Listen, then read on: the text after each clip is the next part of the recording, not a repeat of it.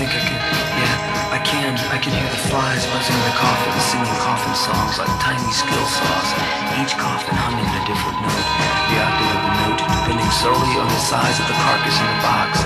It's strange, if I walk by all the graves, the coffin notes mesh and make music, the tempo controlled by the speed of my walking. I am now running, the music is furious, I must stop and rest, my heart is just beating too fast. I sit down on the steps of an old mausoleum. I feel a cold breeze blowing on my back. I turn to face the mausoleum door. I notice it's cracked. I slide my fingers in the crack. Standing up, heart still racing. I pull back the concrete door. A gust of wind rushes inside the door, circles the mausoleum twice, and blows back at me, filling my lungs with coffin dust and the ashes of the old dead priest inside.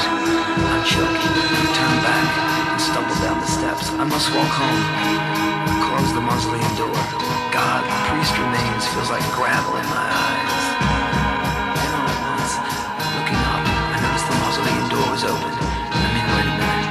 I know I closed it. I just better get out of here. I'm walking back to my home. The music of the flies now driving me insane. I reach into my pocket. I figured to drown out the sound of those damn flies, I would rattle the keys or something. Wait a minute, the pocket's empty. Just then I got a mental image of me dropping my keys in that mausoleum. It must have happened when I pulled my hand from my pocket to keep the priest out of my eyes. I must walk back and get them. I start back. I'm now approaching the mausoleum. It's very dark inside. I walk up the steps and in the open door, I can see nothing. I get down on my knees, rubbing my hands on the marble floor, feeling for my keys. All at once, the wind started blowing again. I looked up at the door and noticed it's closing, shutting out the dim moonlight, leaving me in complete darkness. I'm paralyzed.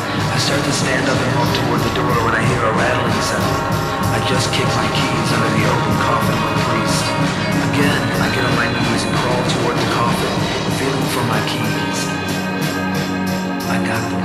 Still on my knees, I put them in my pocket. Then all at once, I felt that cold wind again. The door was still shut. I hear movement. Still on my knees, I looked up. Oh God, it's the priest, towering above me, half meat, half bone and ash. I don't believe it. I can't move. God, what do you want? He lifted his hand and he pressed his decaying finger on my forehead, doing the sign of the cross, leaving the impression on my head with his own body ash. My eyes feel strange. They're sinking. They're sinking into my skull. I'm afraid. It feels like I'm going to swallow my tongue. I panic. I open my mouth and stick my tongue out as far as it will go. The priest puts a chip of dried flesh on my tongue. I swallowed it. The bitter, brittle flesh all in my mouth. He hands me a cup. I take it and I drink. Anything to get the taste of that dead skin out of my mouth. The taste is... I taste embalming fluid, I taste blood, I taste pus, I taste urine. I jumped up and threw myself against the mausoleum door. It flew open and the wind whipped around me, going in all directions. Then it turned and went in the direction of the priest. I looked up, just in time to see the wind slowly taking him apart. Ashes flying everywhere, flies pouring out of his open mouth, and worms bursting through the pustules in his dead, dry flesh. In complete horror, I run all the way home, my comfortable home. I get my key out, I open the door, I walk in. What is this? I couldn't believe my eyes. My house was full of nuns. They were acting very strange. I think, they were having sex. I turn to leave and I see, it can't be. It is. It's the Pope. I was sure he would explain all of this madness. He looked at me smiling. Damien. He smiled as if nothing was wrong.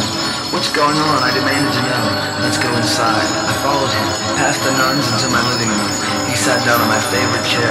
I noticed he was carrying a basket of fruit. He set the fruit down next to the chair. Then he lifted his hands up to his head. He removed his hat, revealing 2 tiny horns. Surprised, he said? I couldn't believe it. The Pope. He picked up the basket, laughing.